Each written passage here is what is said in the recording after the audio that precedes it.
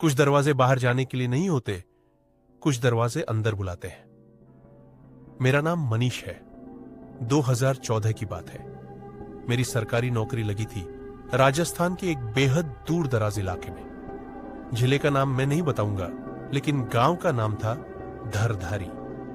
नक्शे पर ढूंढने से भी मुश्किल। यहां एक पुरानी सरकारी बिल्डिंग थी, 1970 में बनी, अब लगभग बंद।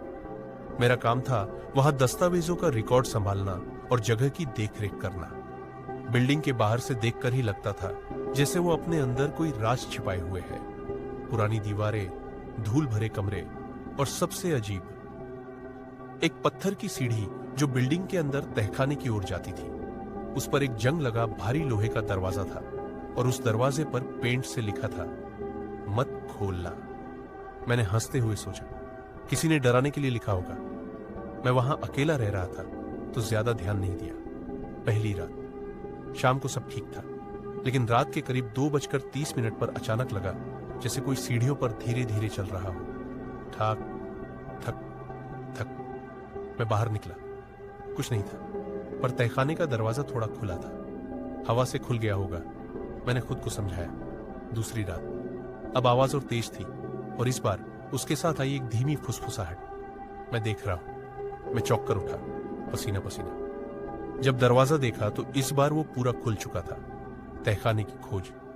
तीसरे दिन मैंने तय किया कि तहखाने को देखूंगा। टॉर्च लेकर नीचे गया। गंध बहुत अजीब थी, बासी धुआं, गीली मिट्टी और जैसे कुछ जला हो।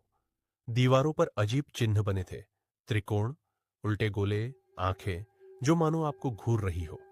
सबसे कोने में एक पुरानी लकड़ी की कुर्सी थी और दीवार पर खरोंच से लिखा था, जो दिखता है वो नहीं होता, जो नहीं दिखता वही है। मैं तुरंत ऊपर भागा और दरवाजा बंद कर दिया। CCTV footage. मैंने अपने दोस्त से कहकर एक सीसीटीवी कैमरा लगवाया। पहली 2 रातें सामान्य रही। तीसरी रात 2:47 पर कैमरे की स्क्रीन ब्लर हुई और कुछ सेकंड के लिए एक धुंधली परछाई दिखी। लंबा शरीर, चेहरा स्पष्ट, लेकिन 2 चमकती आंखें। अगले दिन रिकॉर्डिंग में एक वॉइस क्लिप मिला, अब दरवाजा खुल चुका है, अब तू भी वही है।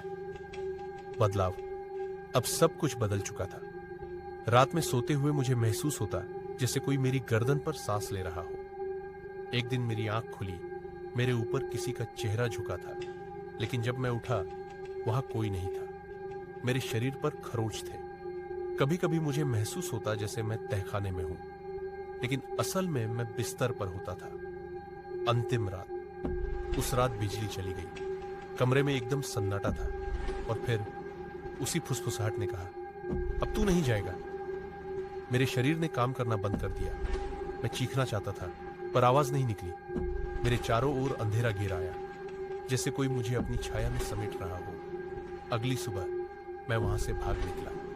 वो जगह अब हमेशा के लिए मेरे अंदर कुछ छोड़ गई थी। एपिलॉग। सरकारी रिकॉर्ड में लिखा गया, धरधारी कार्यालय में तकनीकी खराबी और संरचनात्मक असुरक्षा के कारण स्थायी रूप से बंद किया गया। लेकिन गांव वाले कहते हैं, अब जो भी उस बिल्डिंग में जाता है रात के बाद नहीं लौटता। कोई कहता है, तहखाने के नीचे कोई चीज अब जाग चुकी है। अगर किसी दरवाजे पर लिखा हो मत खोलना, तो मान लेना वो चेतावनी है, चुनौती नहीं।